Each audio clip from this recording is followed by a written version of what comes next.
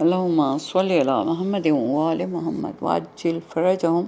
सूरह अल-क़ारिया मक्की सूरह है। कुल 11 आयात हैं। तरतीब नज़ूल में इसका नंबर 30 है और मौजूदा तरतीब में इसका नंबर 101 है। परवरदिगार दो आलम ने इस सूरह में भी क़यामत ही का ज़िक्र किया और इरशाद रब्बुल इज़्ज़त हुआ कि खड़खड़ाने वाली क्या है, वो खड़खड़ाने वाली, और आप क्या जानते हैं कि वो खड़खड़ाने वाली क्या है। जिस दिन तमाम लोग मुंतशर परवानों की तरह होंगे और पहाड़ धुनी हुई रुई की मानिंद हो जाएंगे।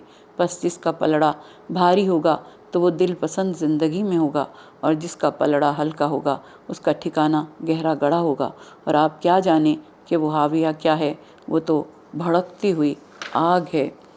रसूल अकरम ने इरशाद फरमाया कि जो शख्स सूरह अल-क़ारिया की तिलावत करेगा तो अल्लाह ताला क़यामत के दिन उसके मीज़ान आमाल को भारी कर देगा।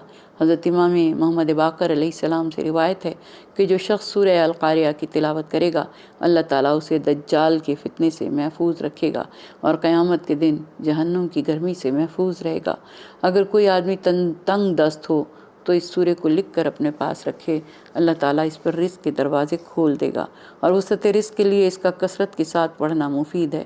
अगर इस सूरह को नमाज नवाफिल या फ़रीज़ा में पढ़ा जाए तो इस पर अल्लाह ताला रिज़्क़ के दरवाज़े खोल देते हैं और वो खुशहाल हो जाता है।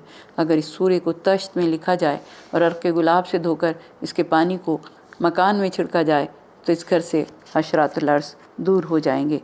इस सूरह में कुल्ली तौर पर क़यामत का ज़िक्र है और इंसानों के जी उठने का ज़िक्र है।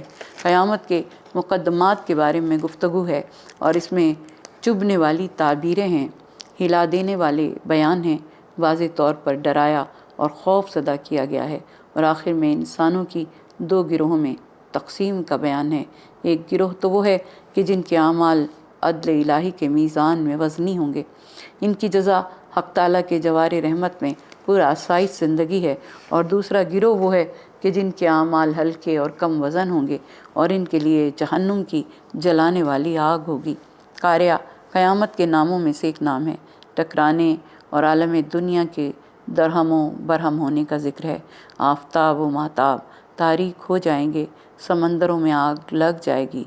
इस दिन वहशत व खौफ और डर दिलों से टकराएंगे।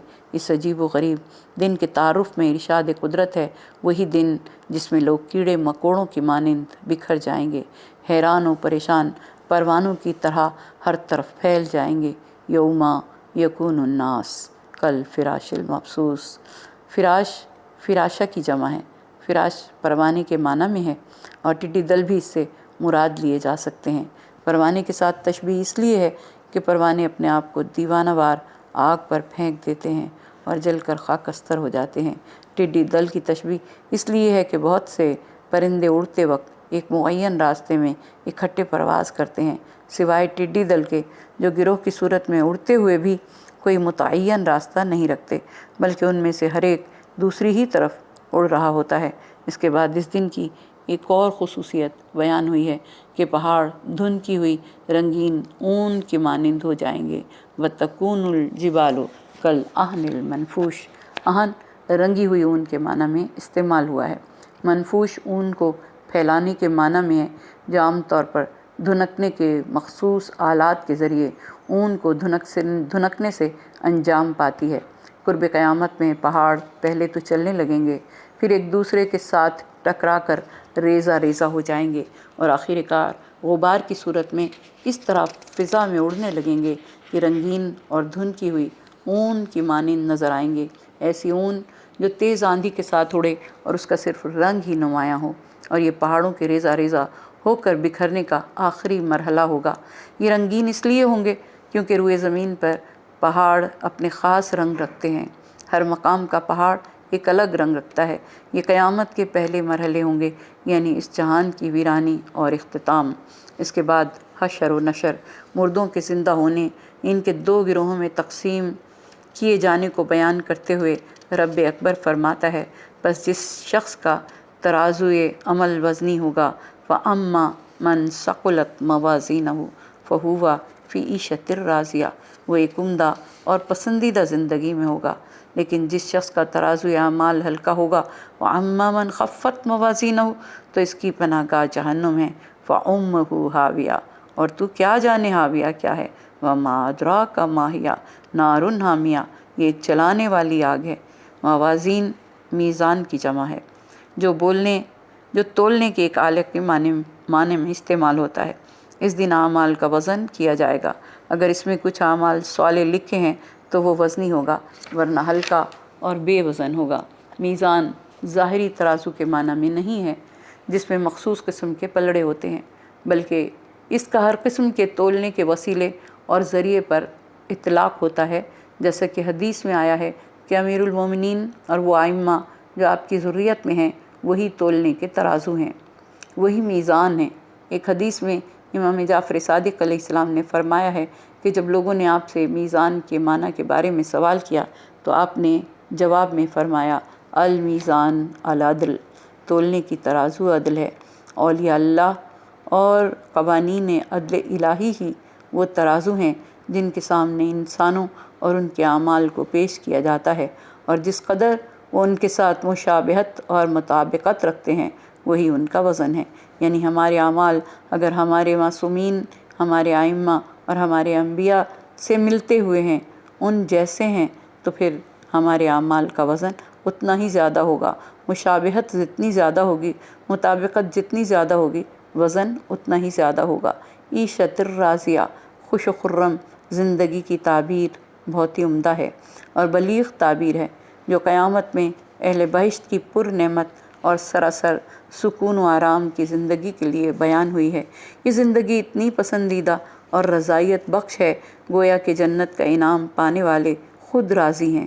اللہ نے مرضیہ کی بجائے راضیہ کہا، اور یہ اس عظیم امتیاز آخرت کی زندگی کے ساتھ ہی مخصوص ہے، اور یہ عظیم امتیاز آخرت کی زندگی کے ساتھ ہی مخصوص ہے، کیونکہ دنیا کی زندگی چاہے جتنی بھی پر نعمت، امن و امان اور خوشیوں بھری کیوں نہ ہو، پھر بھی پریشانیوں اور دکھوں سے خالی نہیں۔ یہ صرف جنت ہی ہے جہاں خوشیاں ہی خوشیاں، سکون ہی سکون، آرام ہی آرام ہوگا۔ اور فَأُمُّهُ هَاوِيَةٌ کے جملے میں کی تعبیر اس بنا پر ہے کہ ماں کے معنی میں ہے، اور ہم جانتے ہیں کہ ماں اولاد کے لیے ایک ایسی پناہ گاہ ہے جس کی طرف مشکلات میں پناہ لیتے ہیں۔ یہاں اس بات کی طرف اشارہ ہے کہ یہ ہلکے وزن والے گناہ گار دوزخ کے علاوہ کوئی جگہ پناہ لینے کے لیے نہ پائیں گے، اور ان کے لیے وہی مرکز ہوگا کہ جس مرکز میں آگ بھڑکتی ہوگی اور اس میں انہیں ڈال دیا جائے گا۔ اس شخص سے زیادہ کوئی بد نصیب نہیں جس کی پناہ گاہ دوزخ ہوگی۔ ہاویہ دوزخ کے ناموں میں سے ایک نام ہے جس میں گناہ گار قیام کریں گے، اور یہ ہاویہ بہت گرم اور گہری ہوگی۔ حامیہ شدت حرارت کے معنی میں ہے، یعنی جہنم کی آگ حد سے زیادہ حرارت اور جلانے کی صلاحیت رکھتی ہوگی۔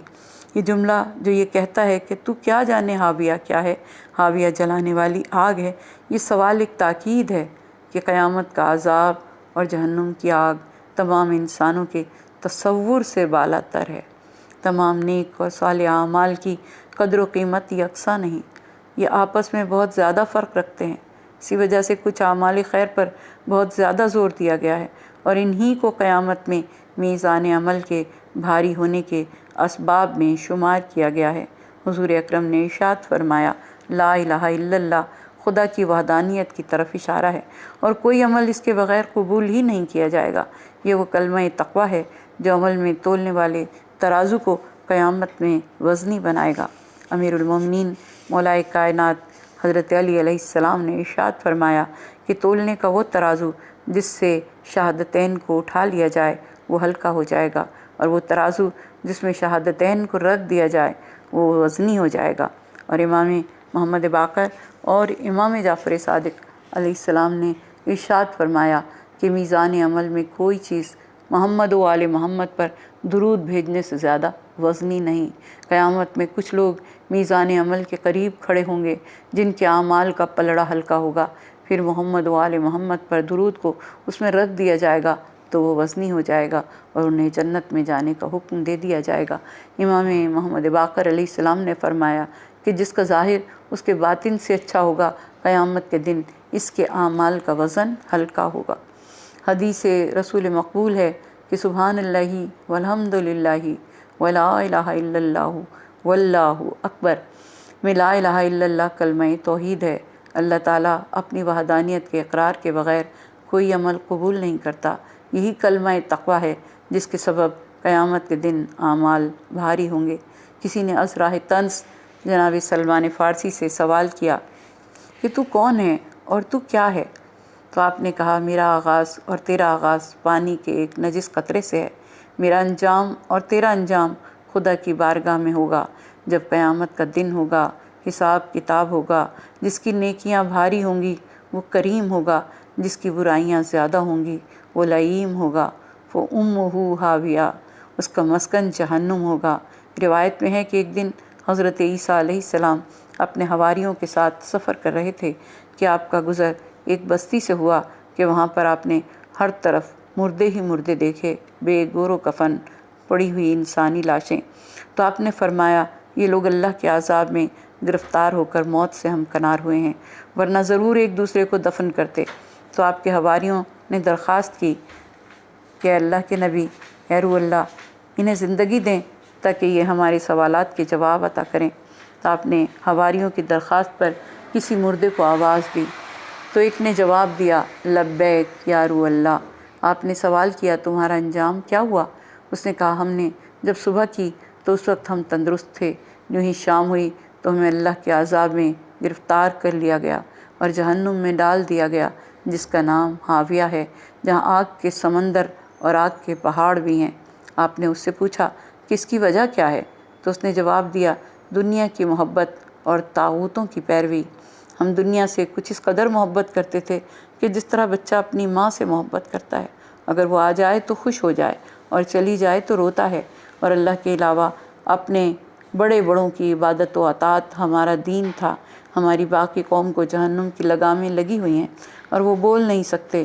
میرا عذاب ان سے کم ہے کیونکہ میں ان کے ساتھ شریک نہ تھا لیکن انہیں روکتا بھی نہ تھا، بس صرف ایک بال سے جہنم میں لٹکا ہوا ہوں اور اس ڈر میں ہوں کہ کب جہنم میں گرایا جاؤں گا۔ یہ سن کر جناب عیسیٰ علیہ السلام نے فرمایا جو کی روٹی کھا کر مزے سے سو جانا جبکہ دین میں سلامتی ہو اس شکم سیری سے بہتر ہے، اس بھرے ہوئے پیٹ سے بہتر ہے جس میں دین نہ ہو۔ خداوندہ ہمارے عمل کے ترازو کو محمد و آل محمد کی محبت کے ذریعے وزنی کر دے، اور پروردگار دو عالم عیشت الراضیہ کا حصول تیرے لطف و کرم کے بغیر آسان نہیں، بس تو خود ہی اس راہ میں ہماری مدد فرما، ہمارا حامی و ناصر ہو، اور ہمیں ان لوگوں میں شمار کر جو دنیا کی محبت کو چھوڑ کر تیری محبت میں گرفتار ہوں، قیامت کے خوف سے، برائیوں سے بچیں۔ بار الہ تیری دوزخ کی آگ بہت ہی سخت جلانے والی ہے اور ہم اس کو برداشت کرنے کی طاقت نہیں رکھتے، اسے اپنے رحم و کرم کے پانی سے ہمارے لیے خاموش کر دے، اس آگ کو ہمارے لیے بجھا دے، اور پروردگار دو عالم ہمیں ان لوگوں میں شمار فرما جن کے اعمال کا پلڑا بھاری ہوگا، ان لوگوں میں شمار فرما جنہیں تو جنت الفردوس میں عیشت الراضیہ کی منزل پر رکھے گا۔ پروردگار دو عالم ہمارے مرحومین کی مغفرت فرما، ان کے درجات کو بلند فرما۔ جو مومنین آج اس دنیا سے گئے ہیں، پروردگارہ ان سب کی قبروں کو روشن و منور فرما، ان کی قبروں کو کشادگی عطا فرما، ہمارے والدین کو ہماری ہر نیکی میں شامل فرما۔ پروردگار دو عالم ہمیں نیکیوں کی توفیق عطا فرما، ہمیں برائیوں سے، گناہوں سے محفوظ رکھ۔ پروردگار دو عالم اپنے پیارے حبیب ان کی آل طیب و طاہر کے صدقے میں ہماری اولاد کو نیک سعادت مند بنانا، روز حشر ہمارے لیے باعث زیب و زینت بنانا۔ پروردگار دو عالم جو والدین اپنے بچے بچیوں کے لیے پریشان ہیں انہیں جلد ان کے فرائض سے سبکدوش فرمانا۔ پروردگارہ تجھے واسطہ تیرے حبیب پاک کا ہم میں جو بیمار ہیں ہر بیمار کو صحت کاملہ، صحت عاجلہ عطا ہو۔ پروردگار دو عالم واسطہ محمد و آل محمد کا ہمیں نیکیوں کی توفیق عطا فرما، ہمیں گناہوں سے محفوظ رکھ، پالنے والے ان گناہوں کو بخش دے جن گناہوں کے مواخذے کا تو نے وعدہ کیا، ان گناہوں کو معاف فرما دے جن کے سبب دعائیں تیری بارگاہ میں شرف قبولیت نہیں پاتی، ان گناہوں کو بخش دے جن کے سبب تیرے عذاب کا نزول ہوتا ہے۔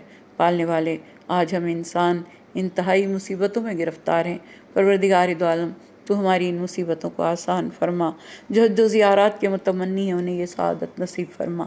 پروردگارہ جو گئے ہیں خیریت سے واپس لوٹیں، جو جانے کے متمنی ہیں ان کے لیے زاد راہ کا اہتمام فرما۔